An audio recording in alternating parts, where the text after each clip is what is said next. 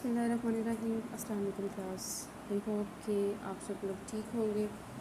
So students, आज हमारा Islamic studies का 12th लेक्चर है और आज हम जो टॉपिक पढ़ेंगे उसका नाम है हज़रत उस्मान गनी रज़ी अल्लाह तआला अन्हु का दौरे खिलाफत पढ़ेंगे। इसके साथ साथ हम हज़रत अली रज़ी अल्लाह तआला अन्हु के दौरे खिलाफत पे बात करेंगे। सो सबसे पहले हम हज़रत उस्मान गनी के बारे में बात करें, क्योंकि हज़रत अबू बकर सिद्दीक़ और हज़रत उमर फ़ारूक रज़ी अल्लाह तआला अन्हु का दौरे खिलाफत हमने कल पढ़ा था। आज जो टॉपिक हम पढ़ेंगे उसका नाम है हज़रत उस्मान गनी रज़ी अल्लाह तआला अन्हु।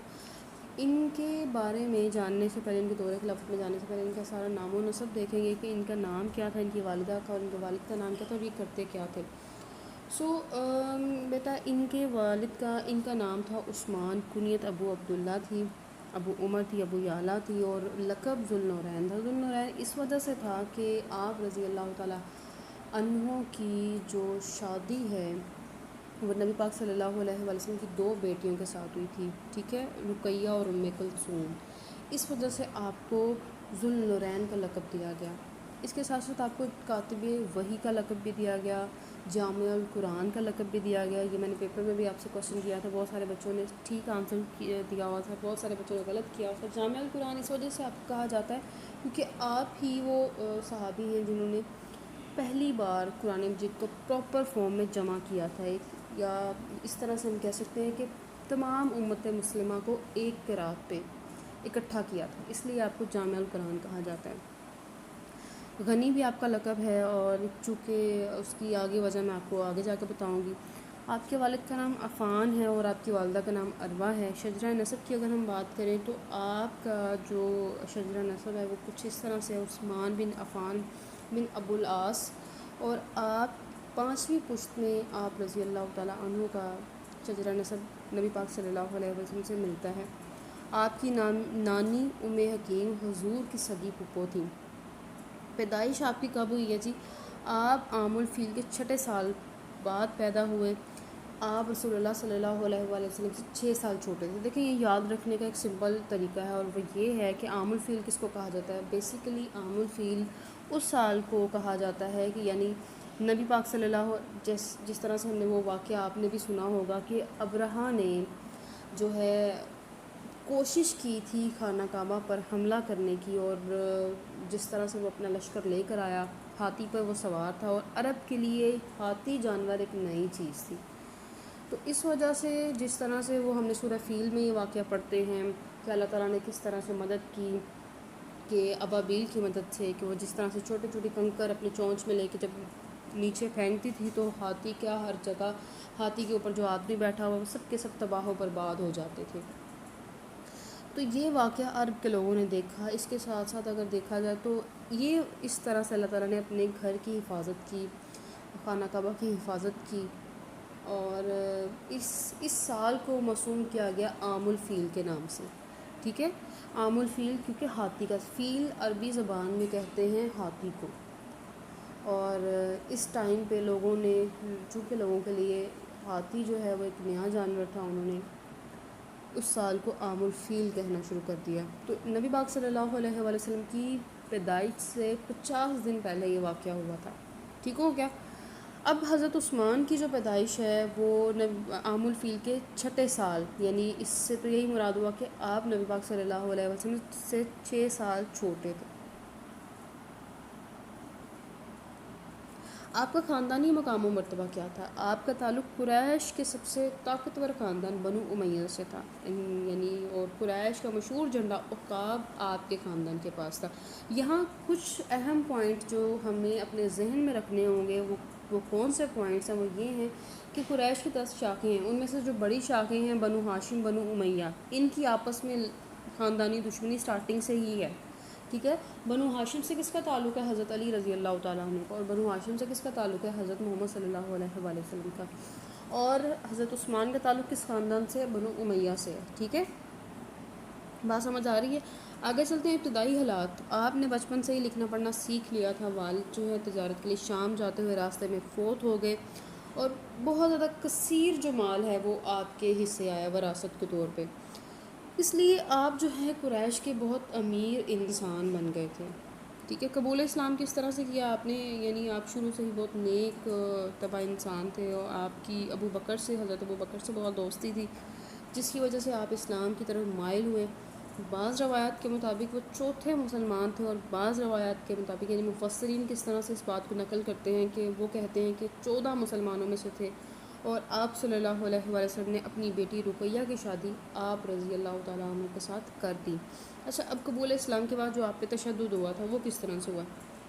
یعنی جیسے ہی آپ نے اسلام قبول کیا ہے تو آپ کے چچا نے آپ کو خوب مارا، اور حضرت عثمان کو رسی سے باندھ دیا، اور حضرت عثمان رضی اللہ تعالیٰ عنہ نے فرمایا کہ واللہ میں اسے کبھی ترک نہ کروں گا اور نہ اس سے ہٹوں گا۔ یہ طبقات ابن سعد سے یہ واقعہ لیا گیا ہے، یہ لائنز لی گئی ہیں۔ ان کا خاندان قریش کا سربراہ تھا، اس لیے حضرت عثمان غنی رضی اللہ تعالیٰ عنہ کا قبول اسلام غیر معمولی اہمیت رکھتا تھا، کیونکہ اس وقت تک کہ لوگ، اگر آپ دیکھیں نا، یہ معزز ہے خاندان ہے، اور اس خاندان کے کسی شخص نے اسلام قبول کر لیا ہے۔ اس کے بعد ہجرت حبشہ کی اگر ہم بات کریں تو جب آپ پر تشدد کی انتہا ہو گئی تو آپ نے اذن نبی یعنی حکم نبی پاک صلی اللہ علیہ وآلہ وسلم کے حکم سے ہجرت حبشہ کی، اور آپ کے ساتھ کون تھی؟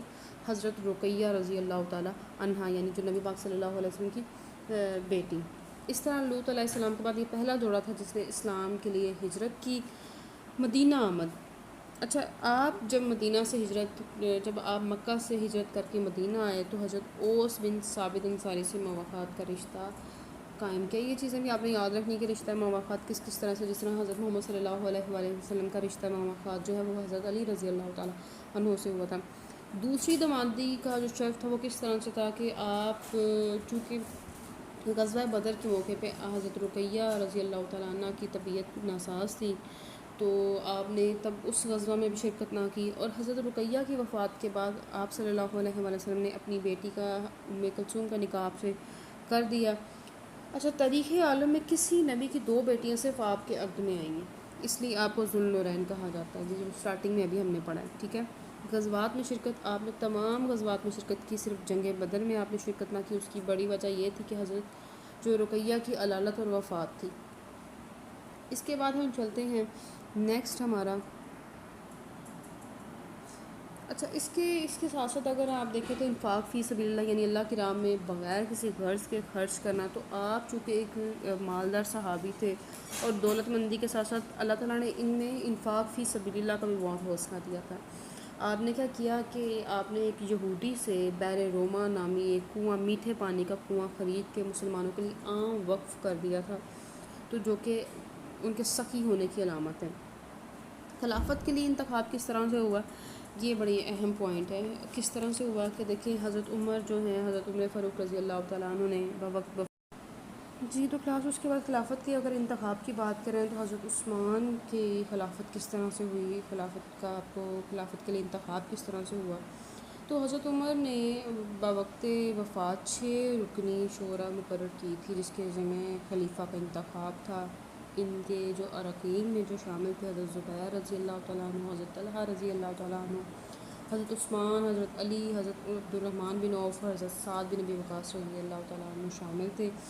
اب جب یہ اجلاس شروع ہوتا ہے تو اس طرح سے کہہ لیں کہ حضرت زبیر نے حضرت علی کو فیور کیا، اور حضرت طلحہ نے حضرت عثمان کے حق میں ووٹ دیا، اور حضرت سعد نے حضرت عبد الرحمن بن عوف کے حق میں ووٹ دیا۔ حضرت عبد الرحمن بن عوف خود ہی پیچھے ہٹ گئے۔ اس طرح سے ووٹ برابر ہو گئے، حضرت عثمان غنی اور حضرت علی رضی اللہ تعالیٰ عنہ کے ووٹ برابر ہو گئے۔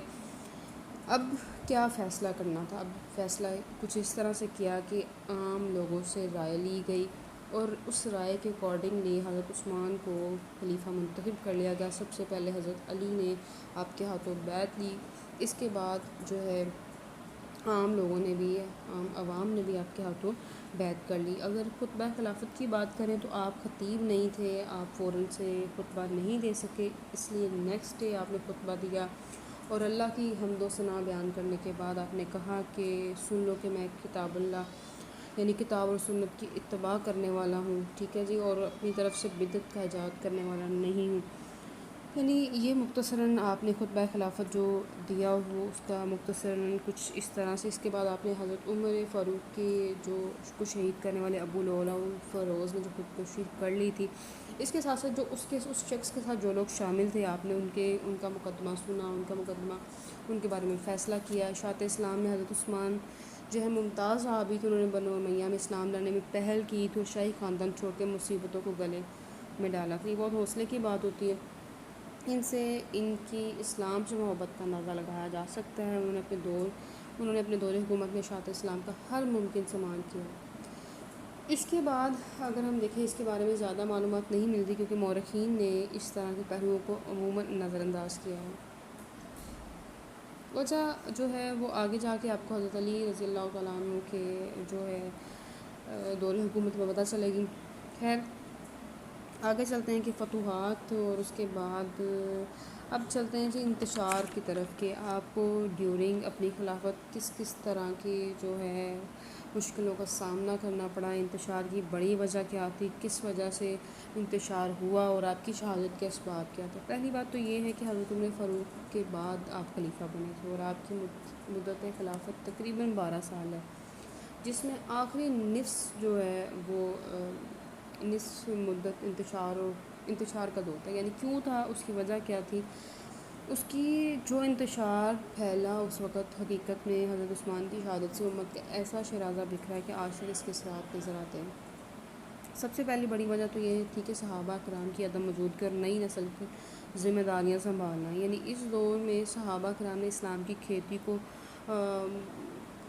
یعنی اگر آپ دیکھو جس طرح سے انہوں نے محنت سے ایک لے کر چل رہے تھے، آہستہ آہستہ وہ دنیا سے کوچ کر رہے تھے، سٹارٹنگ جس طرح سے کی، اب آہستہ آہستہ صحابہ کیونکہ نیچرل ایک فیکٹر ہے اور ہر انسان نے اس دنیا سے جانا ہے، تو کیا ہوا کہ اب بڑھاپے کے ایک تو اس دنیا سے کوچ کر رہے تھے، جا رہے تھے، دوسرا بڑھاپے کی وجہ سے معاملات جو ہیں اس کی وجہ سے کنارہ کشی کی ہوئی تھی، دوسری بڑی وجہ یہ تھی کہ بہت سارے صحابہ جو تھے وہ مختلف علاقوں میں پھیل چکے تھے۔ حضرت عمر کے دور میں ان کو یہ اجازت نہیں تھی، بالخصوص حضرت عمر کے دور میں، لیکن حضرت عثمان کے دور میں یہ پابندی ختم ہو گئی تھی، اس وجہ سے بہت سارے جو صحابہ ہیں وہاں سے ہجرت کر چکے تھے اسلام کی اشاعت کے لیے۔ اچھا، اہم عہدوں پر جو ہے اہم عہدوں کی جو بات اگر ہم کریں تو چونکہ حضرت عثمان کا تعلق بنو امیہ سے تھا، صلہ رحمی اور ان کی شخصیت کا ایک لازمی حصہ تھی، اور آپ اپنے خاندان کے ساتھ خیر خواہی کے لیے اپنے ذاتی مال سے ان کی مدد فرمایا کرتے تھے۔ انہوں نے بعض اہم مناسب حکومت پر بنو امیہ کے لوگوں کو تعینات کر دیا تھا۔ اچھا، ایک بات جو ہے یاد رکھیے گا کہ سب سے بڑی جو وجہ آپ پہ جو الزامات پہ لگے تھے وہ یہی لگے تھے کہ آپ نے حضرت عثمان غنی رضی اللہ تعالیٰ عنہ نے جو ہے اپنے خاندان کے لوگوں کو حکومتی عہدے دیے تھے، ٹھیک ہے۔ اب جو سب سے بڑا فتنہ ہے وہ آتا ہے صبائی تحریک۔ صبائی تحریک بیسیکلی ہے کہ یہی وہ فتنہ ہے جو کہ حضرت عثمان کی شہادت کی مین کاز تھا، یعنی مین وجہ بنی تھی۔ ہوا کچھ اس طرح سے تھا کہ عبداللہ بن سبا نامی ایک شخص تھا جو کہ بہت چلاک، ذہین و سازش کرنے والا انسان تھا۔ وہ یہودی نسل سے تعلق رکھتا تھا۔ یہود چونکہ اسلام کے ہی پہلے سے دشمن ہے، مگر اسلام اور اہل اسلام کو نقصان پہنچانے کے لیے وہ مسلمان ہوا تھا۔ اس نے کیا کیا، اس نے ایک پروپیگنڈا بنایا، اس نے یہ کہا کہ چونکہ حضرت عثمان غنی جو ہیں وہ بنو امیہ سے تعلق رکھتے ہیں، اس لیے خلافت پہ حق حضرت عثمان کا نہیں ہے، خلافت پہ حق صرف اور صرف بنو ہاشم کا ہے۔ تو اس وجہ سے حضرت عثمان کو خلافت کے منصب سے اتارا جانا چاہیے۔ سب سے پہلے عبداللہ بن سبا نامی شخص نے بصرہ، کوفہ اور آخر میں مصر کو اپنی تحریک اور سازشوں کا حصہ بنایا۔ ان کو مطلب کہہ لے کہ پہلے اس نے خفیہ یہ تحریک سٹارٹ کی، بعد میں اس نے سب لوگوں کو اپنے ساتھ شامل کر لیا۔ اب آہستہ آہستہ اس کو بہت زیادہ پذیرائی ملی اس چیز کو کہ ہاں آپ بالکل ٹھیک کہہ رہے ہیں، جب مطلب اس کا جو بھی ایجنڈا تھا لوگوں نے اس کی تائید کی۔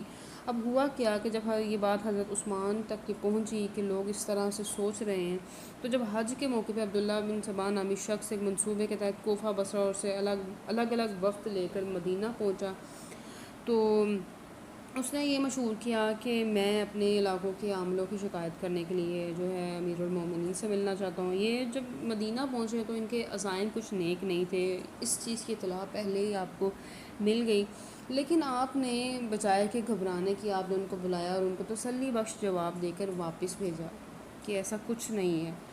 اچھا، حضرت عثمان پہ جو الزامات لگے تھے ان کا تنقیدی اگر جائزہ لیا جائے تو اس کے اکارڈنگلی حضرت عثمان پہ الزام تھا کہ انہوں نے بہت سارے صحابہ کو برطرف کر کے اپنے خاندان، میں نے بتایا نا کہ مین کاز ہی یہی تھا، ان کے اوپر جو مین الزام لگا تھا وہ یہی لگا تھا کہ انہوں نے اپنے خاندان کے لوگوں کو جو ہے وہ سیٹس دیں یا کہیں کہ وہ اہم عہدے دیے۔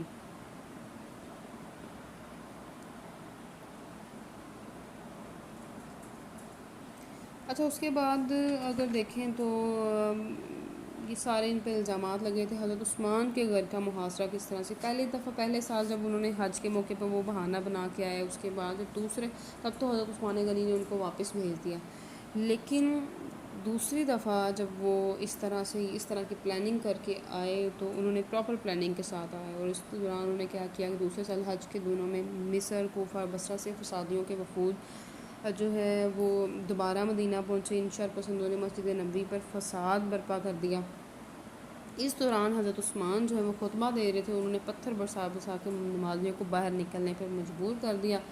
پتھروں کی اس بوچھاڑ میں حضرت عثمان بھی لہولہان ہو گئے اور بے ہوش ہو کے منہ کے بل مسجد کے صحن میں گر پڑے۔ حضرت علی اور دوسرے صحابہ نے ان سے مذاکرات کیے، ان کو سمجھا بجھا کر جب واپس بھیجا تو ایک نئی سازش کے تانے بن کر مفسدین تیسرے روز پھر مدینہ میں داخل ہو گئے۔ وہ سازش کیا تھی، بڑی امپورٹنٹ تھی، وہ یہ تھی کہ انہوں نے آ کے بتایا کہ انہیں مصر کے راستے میں ایک سرکاری جو ہے ہرکارہ ملا تھا، اور اس کی جب ہم نے تلاشی لی تو اس کے پاس ایک لیٹر، ایک خط ملا۔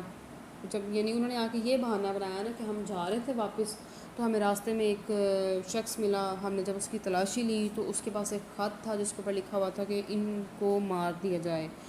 تو جب حضرت عثمان کو اس خط کی انفارمیشن ملی، اطلاع ملی، تو آپ نے کمپلیٹ انکار کر دیا، لا علمی کا اظہار کیا کہ نہیں ایسا کچھ نہیں ہے، نہ میں نے ایسا کسی کو خط لکھا ہے۔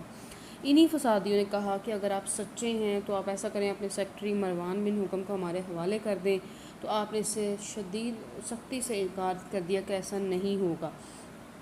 اچھا، بہت سارے لوگوں نے آپ کو، اور اسی دوران کیا ہوا کہ ان جو فسادی جو لوگ تھے، باغی جو لوگ تھے، انہوں نے حضرت عثمان کا 40 روز تک محاصرہ آپ کے گھر کا کیا۔ تو بہت سارے مطلب صحابہ نے، بہت سارے لوگوں نے آپ کو مشورہ دیا کہ آپ جو ہیں ابھی ان باغیوں کو یہیں پہ روک سکتے ہیں، لیکن حضرت عثمان چونکہ بہت سادہ طبیعت اور نرم مزاج کے مالک تھے، انہوں نے کہا کہ میں اپنی زندگی میں مدینہ منورہ میں جو ہے اس کی سرزمین مسلمانوں کے خون سے سرخ ہوتی نہیں دیکھ سکتا۔ یہ پہلی بات ہے نا کہ مسلمان ہی مسلمانوں کے اگینسٹ ہو رہے ہیں۔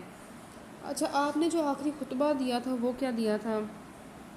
آپ جو ہیں حضرت عثمان چھت پہ کھڑے ہو کر یوں خطاب سنا۔ اچھا، ان کا جو خطبہ ہے نا یہ بہت امپورٹنٹ ہے، یہ اکثر پیپر میں بھی ہوتا ہے۔ انہوں نے جو باتیں کہیں وہ آج بھی سچ ثابت ہو رہی ہیں۔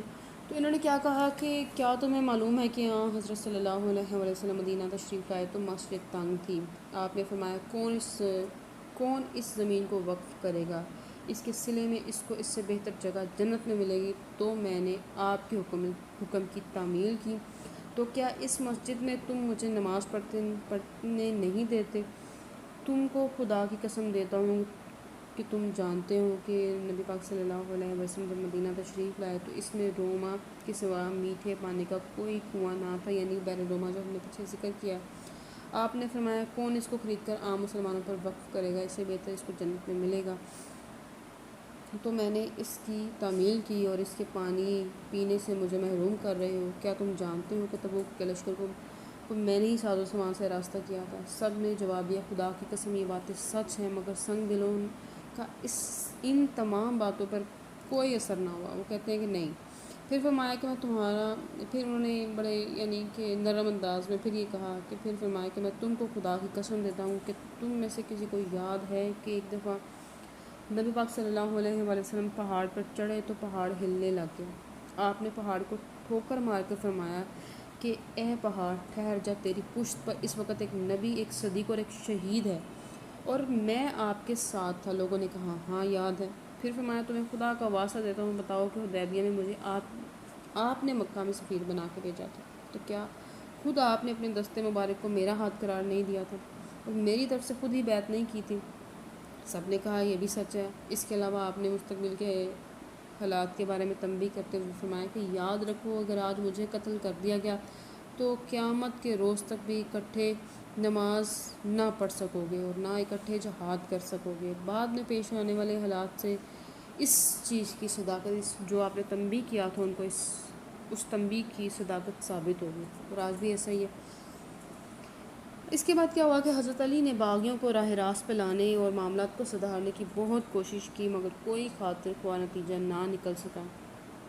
حضرت عبداللہ بن زبیر، زید بن ثابت، امیر المومنین سے اجازت طلب کی اور وہ اپنے ساتھیوں کے ساتھ باغیوں کا مقابلہ کریں، لیکن آپ نے خون ریزی کی اجازت نہ دی. اب شہادت کس طرح سے ہوئی آپ کی؟ حضرت عثمان کو 18 ذی الحج 35 ہجری کو جمعے کے دن باغیوں نے شہید کیا. اس کی تفصیل کچھ یوں ہے کہ باغیوں نے مدینہ پہنچ کے آپ کے گھر کا محاصرہ کر لیا، لیکن باغی مکان کے دروازے سے داخل نہ ہو سکتے تھے.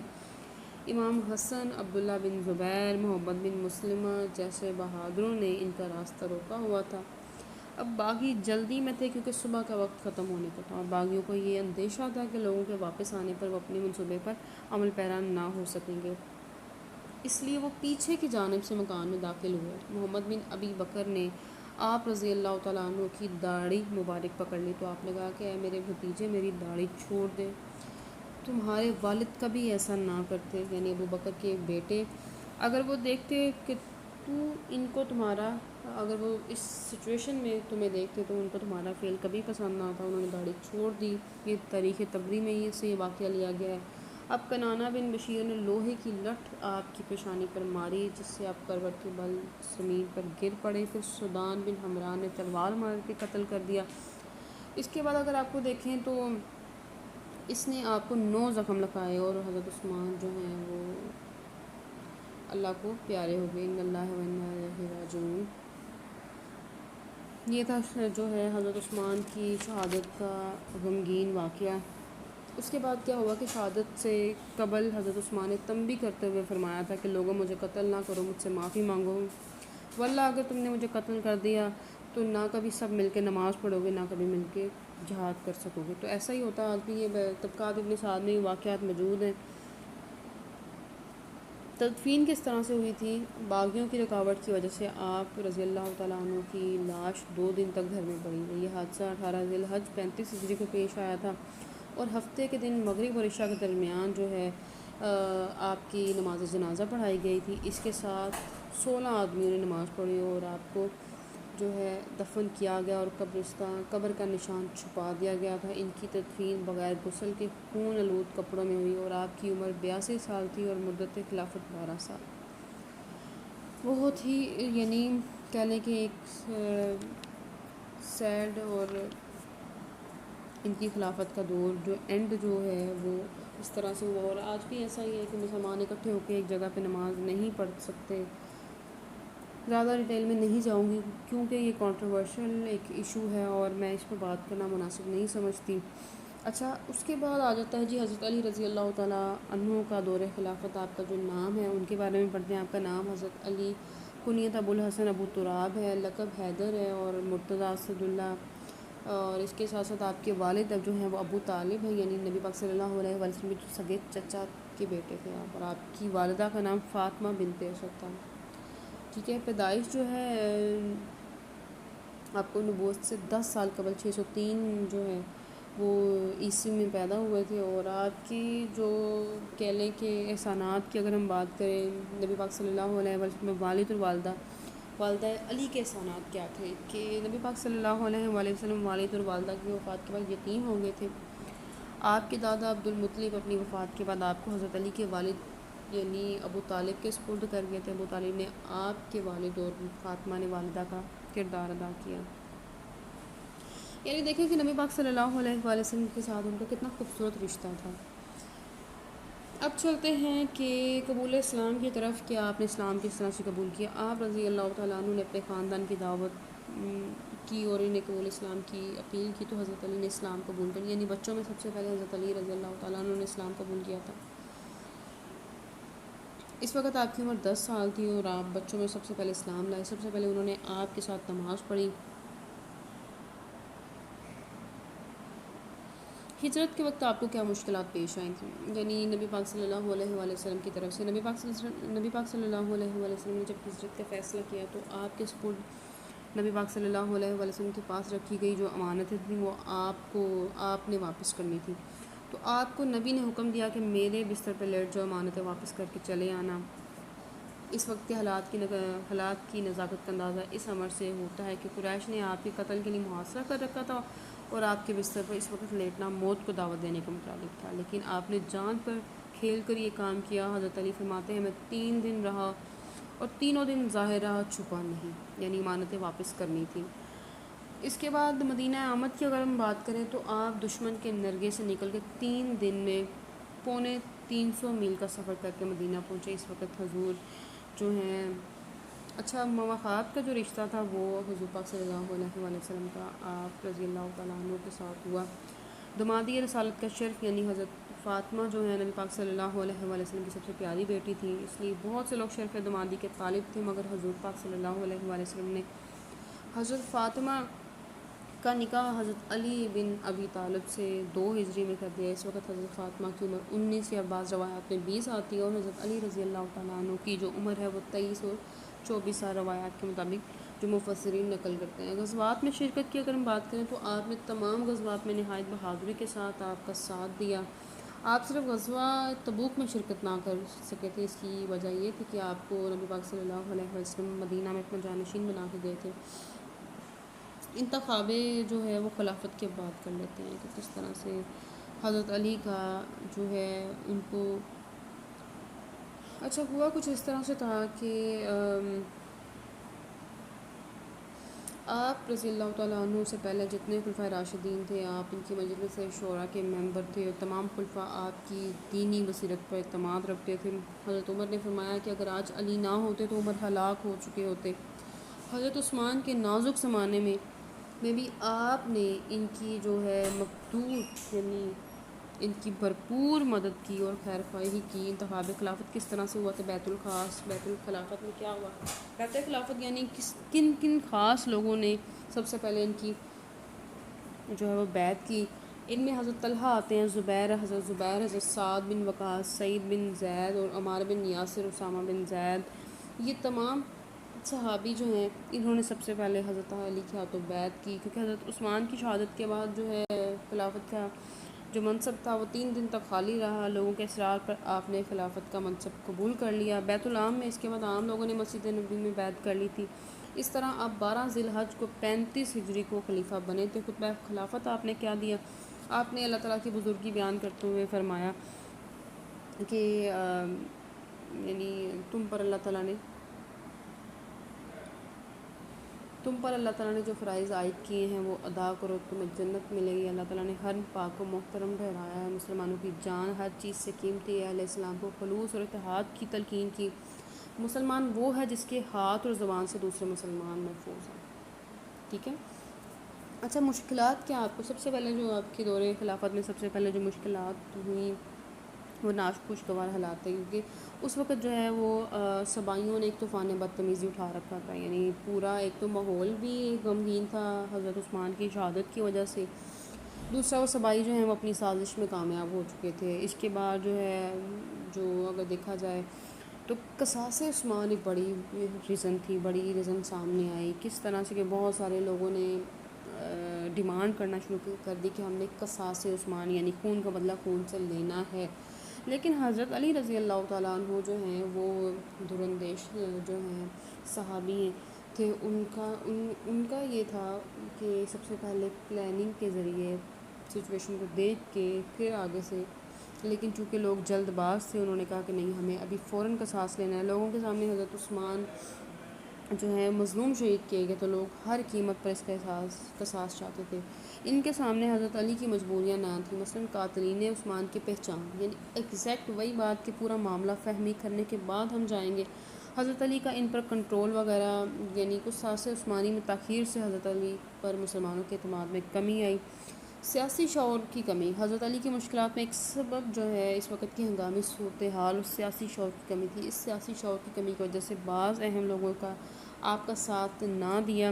انہیں اس بات کے احساس نہیں تھا کہ اس وقت حضرت علی کا ساتھ نہ دینا انجام جو ہے کے لحاظ سے کتنا خطرناک ہے.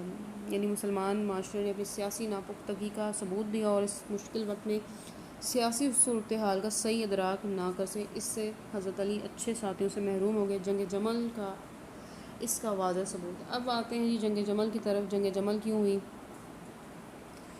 اچھا جی، جنگوں کا سامنا اگر ہم دیکھیں تو سب سے پہلے اگر حضرت علی کی خلافت کو بھی 5 ماہ بھی پورے نہیں ہوئے تھے کہ جنگ جمل ہوئی۔ آگے ہم جنگ جمل کی ڈیٹیل پڑھتے ہیں۔ اس جنگ میں جو ہے وہ 13,000 آدمی مارے گئے تھے۔ حضرت عائشہ، حضرت طلحہ، زبیر، حضرت عبداللہ بن زبیر جیسے معزز صحابہ ان کے مخالف لشکر میں موجود تھے۔ اچھا، اس کے بعد اگر دیکھیں تو جنگ صفین ہوئی ہے، اور جنگ صفین نہروان ہوئی ہے جنگ۔ تو یہ جو ہے 3 سالوں میں جو ہے وہ یہ آپ کو جنگوں کا سامنا کرنا پڑا تھا۔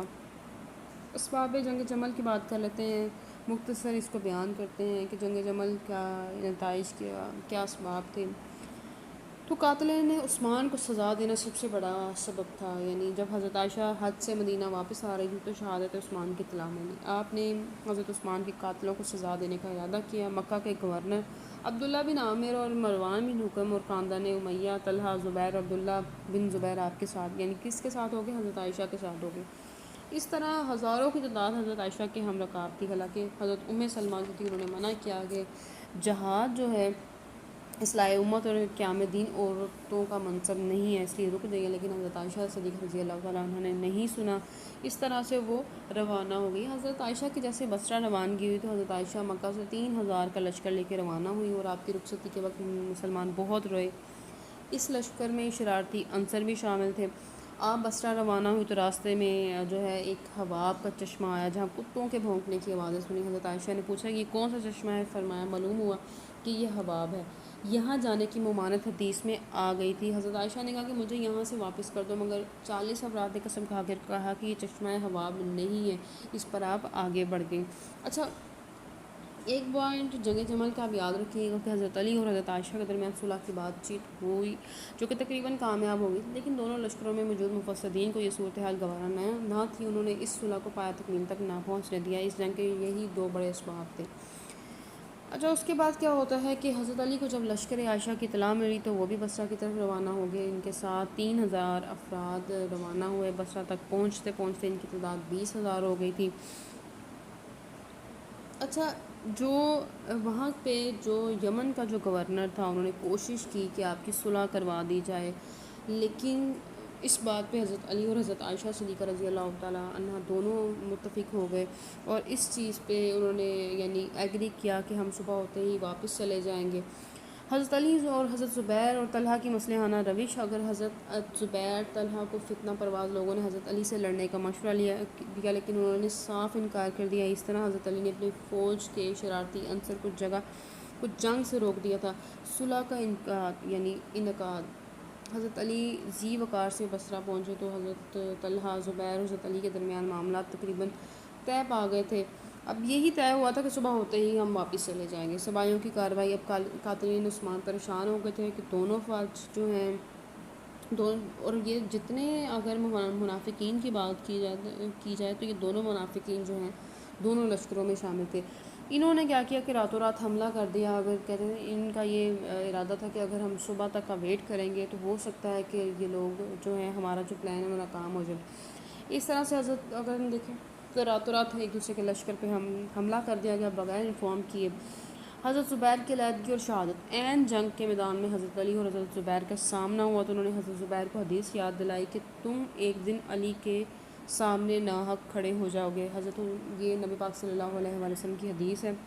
حضرت زبیر نے اس پر علیحدگی کا فیصلہ کیا۔ انہوں نے اپنے بیٹے عبداللہ بن زبیر کو بھی یہی مشورہ دیا، مگر وہ نہ مانے۔ حضرت زبیر میدان جنگ سے واپس جا رہے تھے کہ انہیں شہید کر دیا گیا۔ اچھا، حضرت طلحہ کی علیحدگی اور شہادت۔ حضرت زبیر کو دیکھ کے حضرت طلحہ نے بھی واپسی کا ارادہ کر لیا، اور مروان نے دیکھا کہ اگر